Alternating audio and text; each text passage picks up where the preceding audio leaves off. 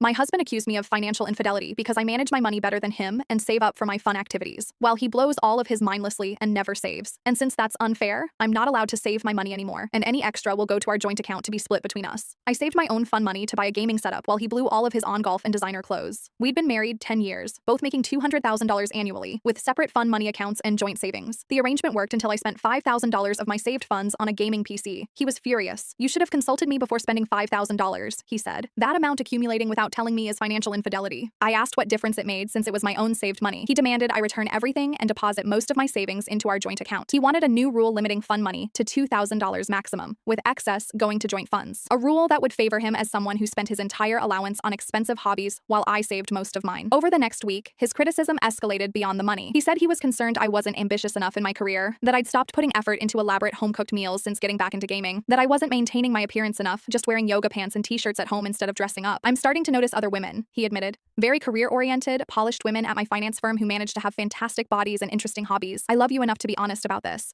I decided to test whether his demands were genuine. That Saturday, I went full domestic goddess, got my hair done, bought flowers, and spent the day preparing an elaborate dinner. Lobster bisque, homemade bread basket, crab-stuffed mushrooms, filet mignon, loaded potatoes, and white chocolate mousse. I wore a lavender dress and heels, did my hair and makeup. For all that effort, I got a lukewarm thanks. It was tasty, and zero help with cleanup. Sunday, he suggested I make brunch. French press coffee, mimosas, Belgian waffles with bananas Foster, eggs with parmesan, roasted potatoes, and maple bacon. Full hair and makeup in a sundress. Again, thanks. It's good, with zero help. Afterward, I asked if this was what he had in mind when he criticized me before. He said it was a start, but I was acting very entitled for wanting credit for basic adulting. Then he dropped the bomb. "I'm being so hard on you because you're a low-value woman," he said. "You weren't a virgin when we met." I stared at him in disbelief. We'd started dating at 21 in college. Neither of us claimed to be virgins. I'd been upfront about having 2 previous committed relationships. "Because of your low value, you need to make it up to me for the rest of your life," he continued. "You don't deserve monogamy or equal treatment. You're lucky anyone wanted to marry you. And I've connected with someone from work, so if you want to keep me, you better step up." The clarity was instant and cold. "It doesn't sound like there's anything to keep if you don't love, like, or respect me," I said. "Leave. I'll gladly go to my girlfriend's place," he replied. I took the week off work to get my head together. I met with a lawyer who said I had grounds for adultery and mental cruelty. I locked down all finances, changed account beneficiaries, and changed the locks on the house I'd inherited from my grandmother. He texted that his girlfriend Amy wasn't feeling well, so he couldn't come get his things, and mentioned she was pregnant. I had proof of the affair in writing now. I packed his stuff myself and arranged for movers to collect everything. Got STD tested at the clinic. Started divorce proceedings immediately. Our state allows quick divorce if both parties agree on assets. Since Amy was pregnant, he was motivated to settle fast. The house I inherited stayed 100% mine, along with my retirement and fun money savings. He got 75% of other cash since he'd contributed to renovations. The divorce finalized 3 months later. I got a 40% raise at work. He moved into Amy's small apartment with a newborn, lost the mortgage-free house, and discovered his affair partner also has a demanding career with no time for elaborate home-cooked meals.